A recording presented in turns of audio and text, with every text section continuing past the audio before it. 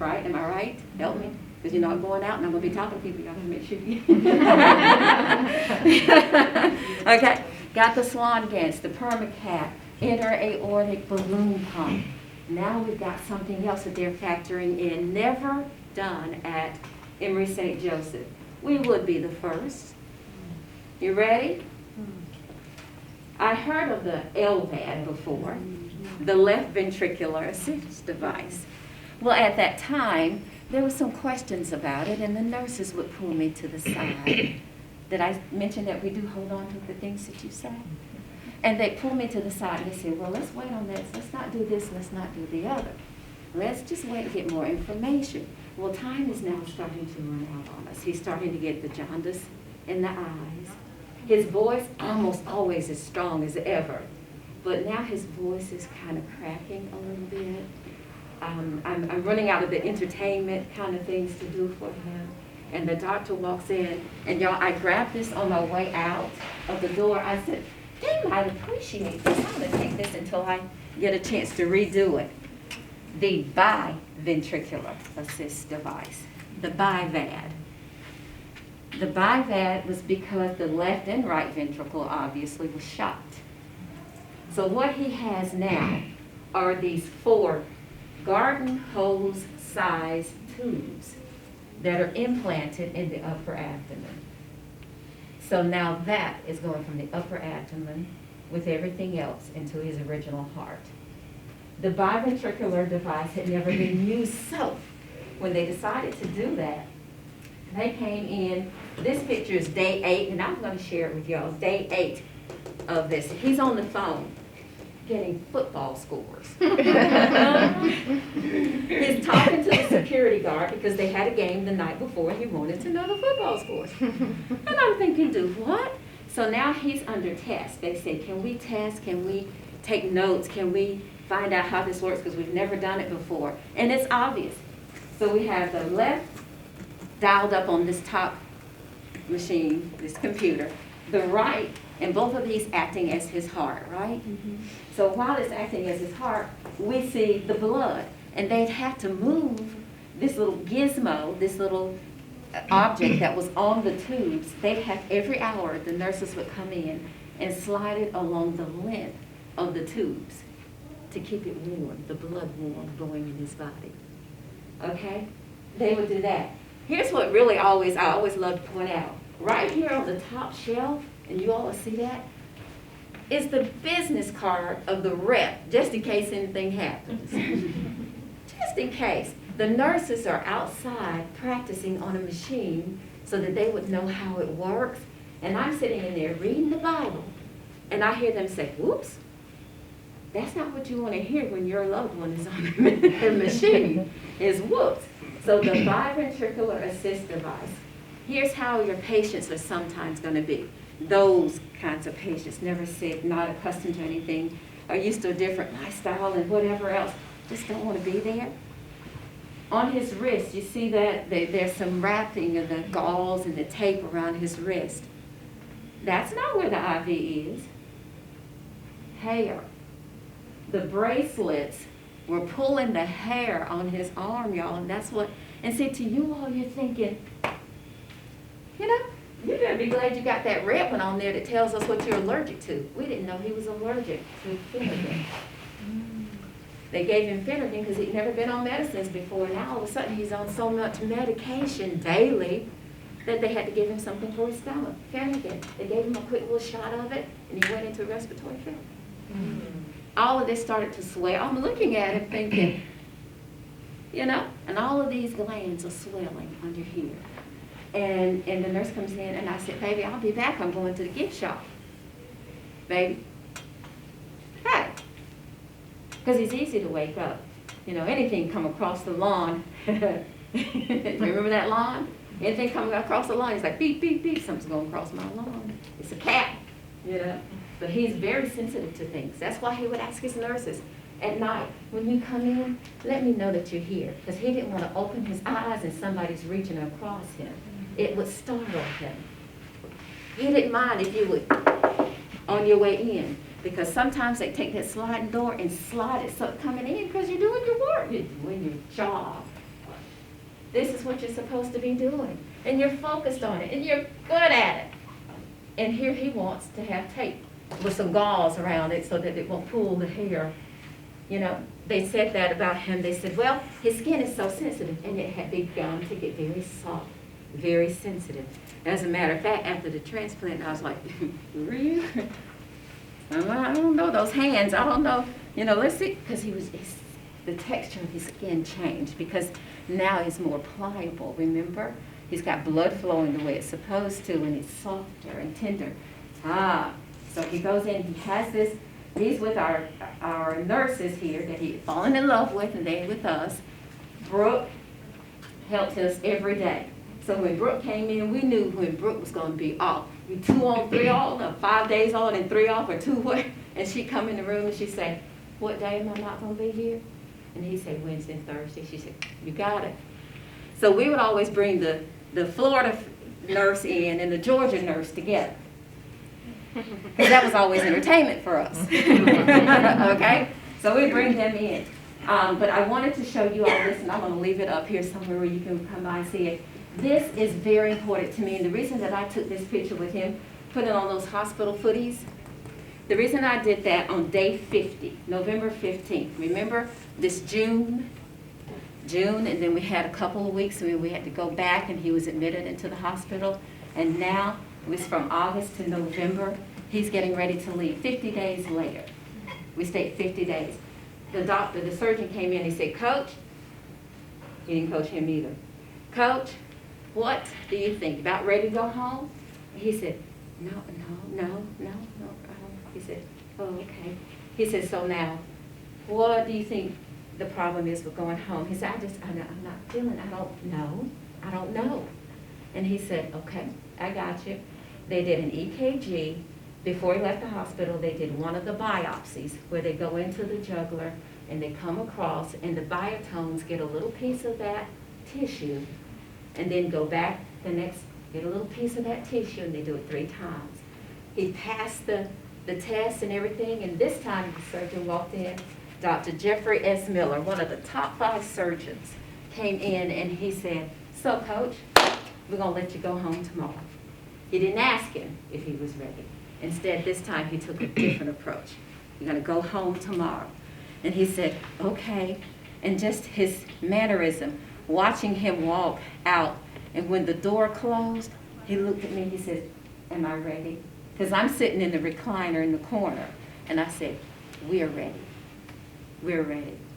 So they pushed him out, and we go out, and it's awesome. He says, God has been so good to us, because that's one of the 4 things I've learned as the co-founder of this organization.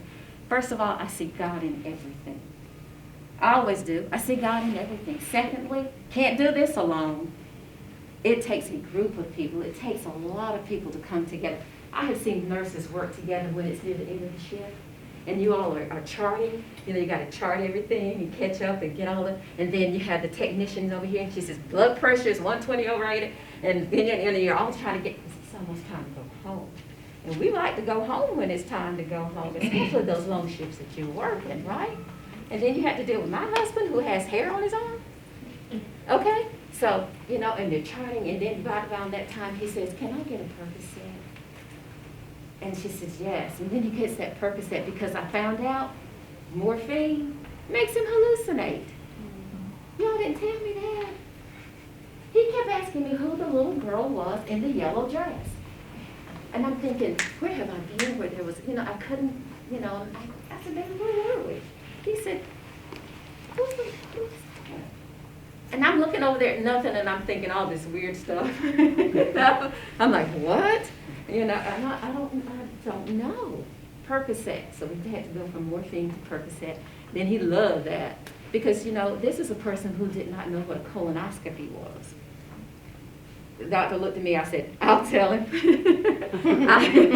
I'll let him know. You know, he had that go lightly. He didn't go too lightly. It didn't happen that way for him. Matter of fact, the first time he couldn't keep it, and they had to come up with something. So, you know, it is amazing the things that you all will see, the things that you go through, the things that I used to tell him I would work with pediatrics. but then anything else. And then we went to Eggleston when we were mentoring a family who had a child with heart problems. We got back in that car and I closed the door and I looked at him and he was leaning against the steering wheel. He said, give me a minute. And I said, because you'll see so many things that, we thought were unnatural. But this is what he did when he got out. He wrote a book. Did I mention that he wrote a book? I don't know if I mentioned that he wrote a book. He wrote a book, and at that time he was able to walk in the neighborhood. And everybody in the neighborhood would yell at him or lift their windows, and they'd raise the windows and yell out at him, hey, coach. He didn't coach them either. But he would start to be just the motivation after having gone through so much. And speaking of going through so much, he wrote about it in his book. My eyes used to work a whole lot better 7 years ago. But I'm becoming my mama, and that's fine. Yeah, I did this, and I was like, when we started doing this and going through this ordeal, I was 52. I'm 61 now. And I will not stop advocating for health, heart health, doing those things we have to do. I took a 21-day opportunity to get myself back into shape during the time we were sheltered in. And I was like, yeah, you know what? I feel so much better. I feel so much better. I wanted to share this with you, if I may. Let me find it first, and then we'll read it. It is kind of reflecting how he felt, what he went through during that opportunity to meet fine folks like you. And, I ask the young people sometimes, I said, what, do you have a question? What questions do you have for me? And they'd say, well, because young people want to know, right? They're like, is he the same person he was before he had the transplant? Most definitely. He was still just as competitive, even though he was taking 32 pills a day for life. 32 pills a day for life. He had the allopurinol, Crestor. Y'all remember these? Yes. Now, you don't remember that one? Yes? And here's what being Southern helps me to do. Hydrolazine. Okay? I love it. We go up there and they wouldn't correct us. They would let us have it, And so we need to make sure we get some of that hydrolazine, And they say, and finally, Dr. O'Connell, who had been traveling for years teaching people how to set up the LVAD programs, had just gotten back from Japan. And he went away for 2 weeks. That was that 2 weeks I was saying. There was a little stint in there right before we were admitted. And he came back from Japan, and we finally said, yeah, and we have allopurinol, Crestor, hydrolazine. He said, hydrolazine. Just like that, we're like, okay. And we looked at omeprazole, prednisone. Oh gosh, when he got off the prednisone and the tacrolimus, he was so happy because he was shaking like a leaf on a tree. And he would tell the students, he said, y'all, he says, I know you don't understand this. He says, but we would eat, and I'd have a full fork of peas, and by the time I get it to my mouth, I'd have 3 peas in it. Truly, no. We would be outside, and he wanted to change the light bulb on the patio. And I kept looking, what is he doing out there? And I walked out, and I'm always buffering.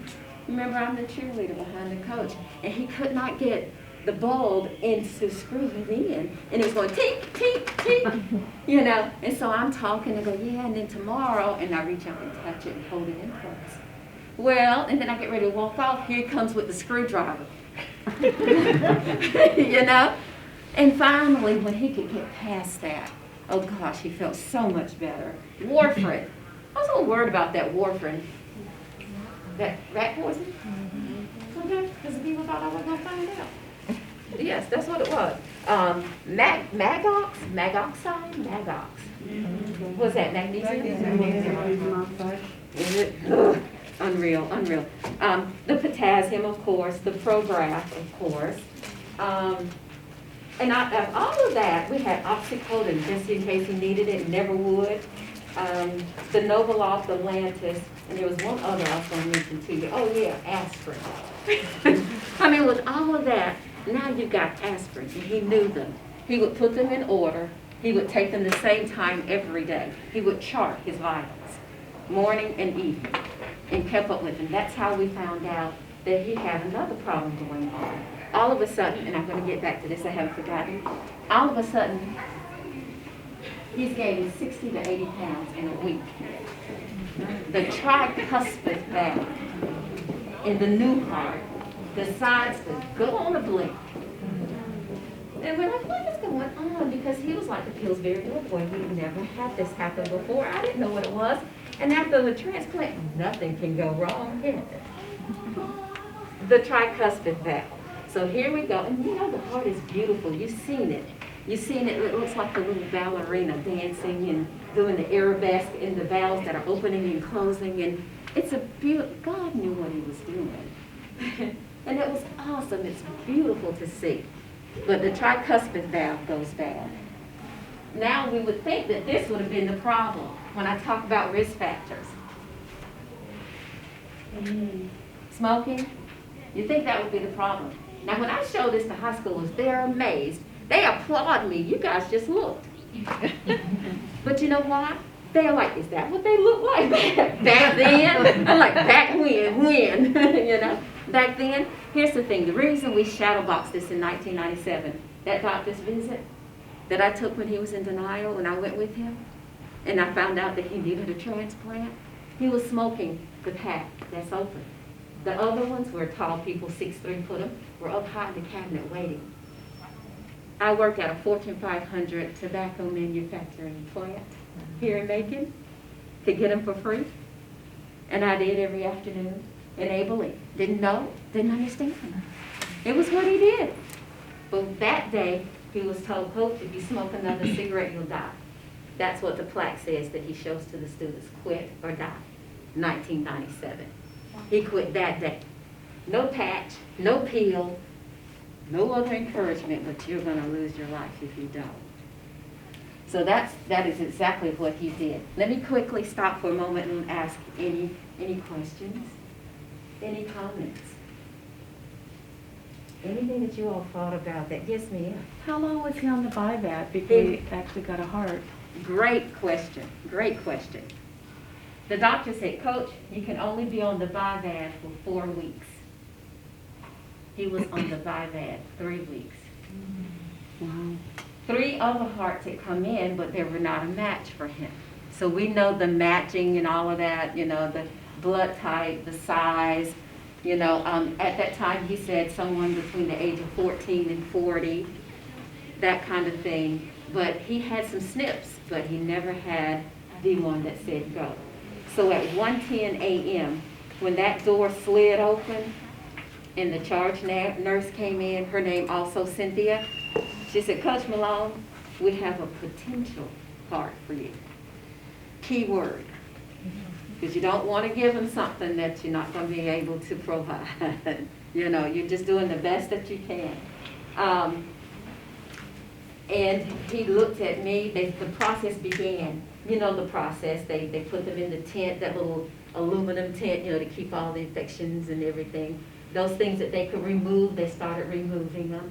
Betadine from head to toe. He used to tell the students, I was a golden black man. You know? And he had betadine on him.